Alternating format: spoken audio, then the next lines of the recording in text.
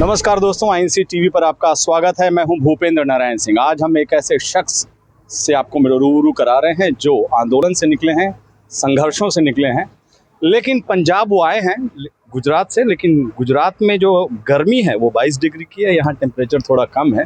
और हमने ये बयानबाजियाँ भी सुनी हैं कि गर्मी उतार देंगे लोगों की, है ना। ये राजनीति, ये भाईचारा खत्म हो रहा है। हार्दिक भाई, ये बयान कुछ दिन पहले उत्तर प्रदेश में योगी जी ने दिया कि जिसकी गर्मी है उसको उतार देंगे। तो आप जैसे आंदोलन से निकले हुए लोग, संघर्षों से निकले हुए लोग, भाईचारा को एक साथ लेकर चलने वाले लोग जब ये सुनते हैं तो सोचते नहीं देश किधर की तरफ जा रहा है। गुजरात के एक 22 साल के लड़के हार्दिक पटेल की गर्मी नरेंद्र मोदी जी और अमित शाह नहीं निकाल पाए, तो इस देश के 100 करोड़ नौजवानों की गर्मी क्या अकेले योगी आदित्यनाथ जी निकाल देंगे?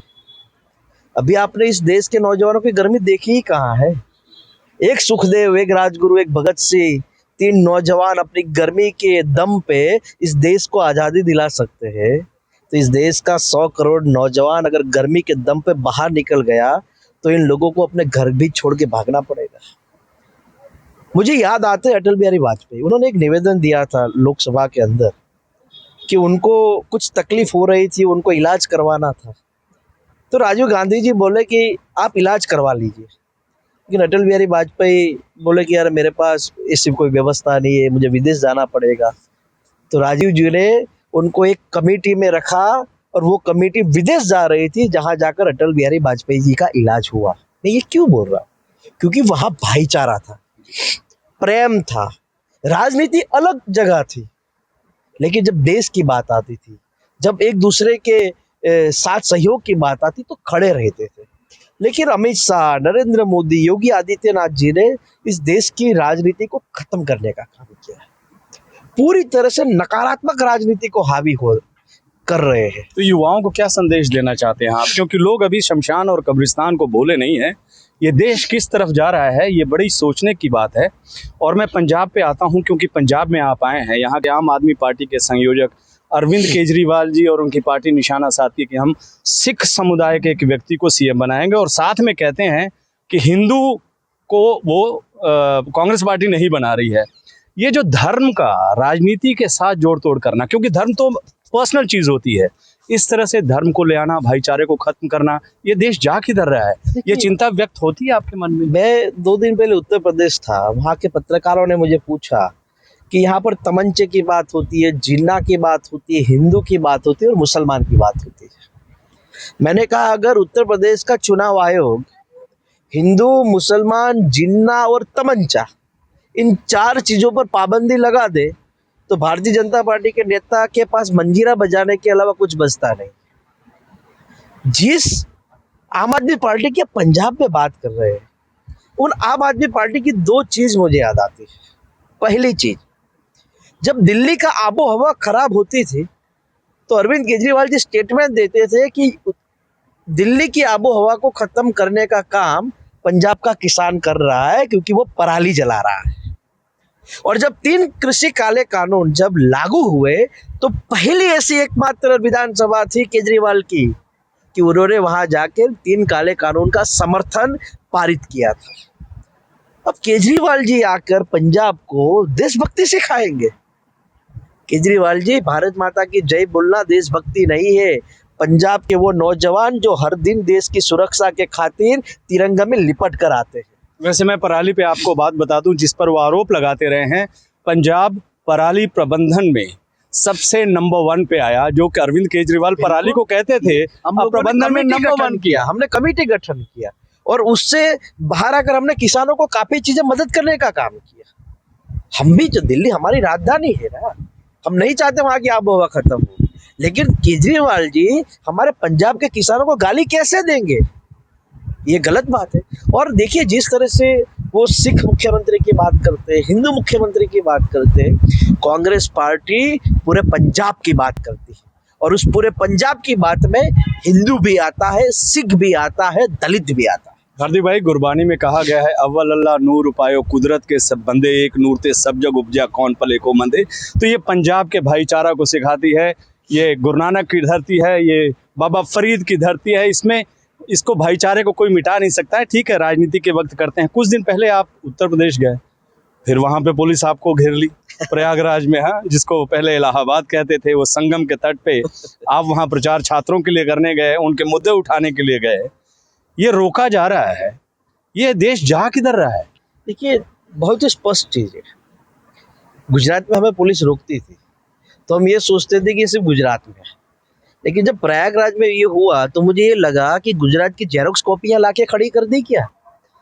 गुजरात मॉडल पूरे देश में लागू हो रहा है, लेकिन वो कौन सा मॉडल? पुलिस और सरकारी तंत्र का दुरुपयोग कैसे करना है, उसमें उन सब नेताओं ने गुजरात से सीखा। देश कहाँ जा रहा है? देश जा रहा है एक ऐसी स्थिति में जहाँ पर नौजवानों के पास रोजगारी नहीं है। आज आपका भी बेटा होगा, बेटी होगी, आप चाहेंगे कि यार मैं आज कितनी भी मेहनत करूं, मेरा एक ही सपना है कि मेरा बेटा अच्छी पढ़ाई कर ले, बाद में नौकरी कर ले, मेरी 7 पीढ़ी के सपने पूरे हो जाएंगे। लेकिन आज रोजगारी नहीं है, शिक्षा नहीं है। हमारे वहाँ एक कहावत है गुजरात में कि नाक पोंछने के लिए 1-1 लाख रुपए देने पड़ते हैं। छोटा बच्चा होता है 4-5 साल का, उसको जूनियर में भेजते हैं, जूनियर केजी वगैरह जो बोलते हैं, वहाँ 1-1 लाख रुपया सिर्फ नाक पोंछने के। शिक्षा का व्यापारीकरण, माँ सरस्वती की शिक्षा का आपने व्यापार कर दिया। किसान की स्थिति बदहाल हो गई। आज कोई किसान नहीं चाहेगा कि मेरा बेटा किसानी करे। आप तो आंदोलन से निकले हुए हैं, और मैं पत्रकार होते हुए भी आंदोलन में मैं बैठ गया था, और वो दुख दर्द, वो सर्दी गर्मी बरसात, वो जाड़े का दिन ट्रैक्टर ट्रॉली में गुजारना, आप भी ढेर सारे आंदोलन से गुजरे हैं। ये जो आंदोलन था, किसान आंदोलन, इसको आप किस रूप में देखते हैं?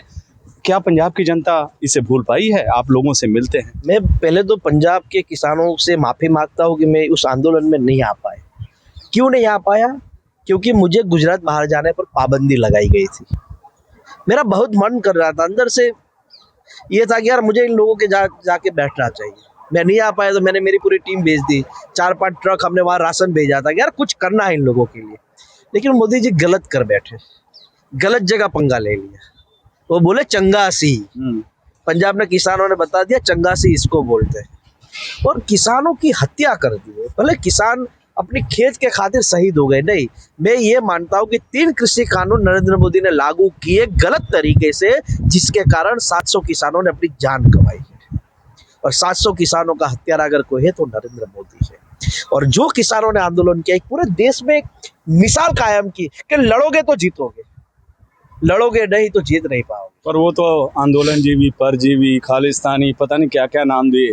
मेरे तो दोस्त आए, मैं उनके साथ बैठा, ऐसा कोई व्यक्ति तो मुझे दिखा नहीं। लेकिन इस तरह की बातें करना, आप गुजरात से आते हैं, गुजरात को समझते हैं,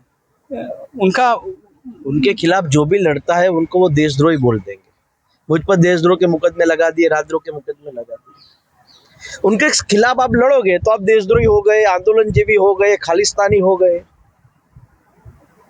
तो कहीं ना कहीं भारतीय जनता पार्टी के पास कुछ चीजें बचती नहीं है, तब उसको आप हिंदू मुसलमान के नाम पर बांटते हैं। मैं एक बात बताना चाहता हूँ, मैं पूरे भारत को आपके माध्यम से पूछना चाहता हूँ कि भारत पाकिस्तान के बराबर है या अमेरिका के बराबर? तो सब कहेंगे अमेरिका के बराबर है। तो फिर हमें पाकिस्तान के नाम पर डराया क्यों जाता है? पाकिस्तान हमारे पास इतना भी नहीं है। हमारी लड़ाई चीन और अमेरिका से, लेकिन जब देखो तब कुछ मीडिया पाकिस्तान पाकिस्तान पाकिस्तान। हमारे गुजरात में अभी एक हमारे निर्दोष नौजवान की किसी मुसलमान लड़के ने हत्या कर दी, इसकी जांच हुई, 24 घंटे में पाकिस्तान तक उसके तार जोड़ दिए गए।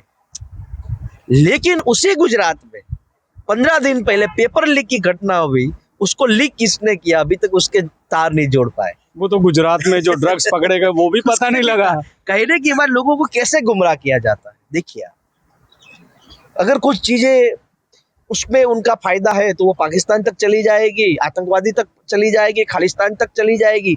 लेकिन जिसमें उनका नुकसान है उसपे उनको कहीं पहुंचेगी ही नहीं, वो कमरे से बाहर नहीं निकलेगी। अच्छा, पंजाब का क्या माहौल है? आप तो पूरे दौरा कराए, जलंधर भी घूमे, फिर पंजाब का बहुत अच्छा माहौल है। लोग चाहते हैं कि कांग्रेस की सरकार बने। हर लोगों के मुंह से एक बात थी कि चन्नी जी ने 111 दिन में जो काम किए, अगर 1500 दिन का मौका मिले उनको, तो पंजाब के लिए बहुत अच्छा काम कर सकते हैं।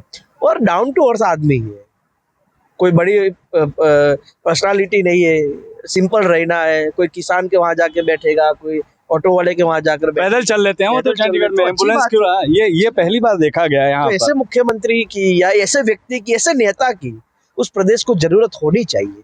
और मुझे भरोसा है, मैं जलंधर कई लोगों से मिला, लोग ये कहते हैं कि हार्दिक भाई कांग्रेस की सरकार बनेगी, आम आदमी पार्टी जितना भी यहाँ झूठ बोल ले, आम आदमी पार्टी कितना भी लोगों को गुमराह कर ले, लेकिन हम लोगों ने तय किया है कि हमें चन्नी जी को एक मौका देना है, ऐसा मौका देना है कि उनको 1500 दिन पूरे मिले, ताकि एक नया पंजाब बन सके। उस पंजाब में हर परिवार की सुखाकारी के लिए, समृद्धि के लिए, खुशहाली के लिए जो काम हो सके वो काम ये आदमी कर सकता है। और मुझे भी भरोसा है, क्योंकि पंजाब के लोग एक बार बोल देते हैं तो घूमते नहीं है। क्योंकि जब भगत सिंह को तय किया गया कि फांसी देनी है, तो कुछ लोग आते हैं, बोले कि भगत सिंह तेरी फांसी रद्द हो सकती है, तो कि कैसे, तो कि माफीनामा लिख दे, वो सावरकर ने लिखा था ऐसा। तो भगत सिंह बोले नहीं, मैं माफीनामा नहीं लिखूंगा, मैं तो ये चाहता हूँ कि मेरी छातियों को गोलियों से छल्ली कर दी जाए, तब जाके इस देश में क्रांति आएगी। क्या बात। तो भगत सिंह ने एक बार कही जाकर अब जान देनी है इस देश के खातिर तो देनी। तो पंजाब के लोगों ने बोला है कि कांग्रेस की सरकार बनानी है, तो मुझे भरोसा है कि ये लोग कांग्रेस की सरकार बना के देंगे। हार्दिक भाई पंजाबी वगैरह सीख लिए यहाँ पे आके? अभी तक कुछ सीखा नहीं हूँ, एक शब्द सीखा हूँ, वो मोदी ने जुट जाके बोला था चंगा सी। तो मुझे लगता है कि पंजाब में कांग्रेस के लिए सब चंगा सी। आपका बहुत बहुत शुक्रिया आईएनसी टीवी से बात करने की। तो आंदोलन से निकले हुए लोगों के जुबान पे ये जज्बा आपको लगातार देखने को मिलेगा, ये सौम्यता, ये स्वभाव इसी तरह कायम रहे। इस बुलेटिन में इतना ही। आप देखते रहिए आईएनसी टीवी। नमस्कार।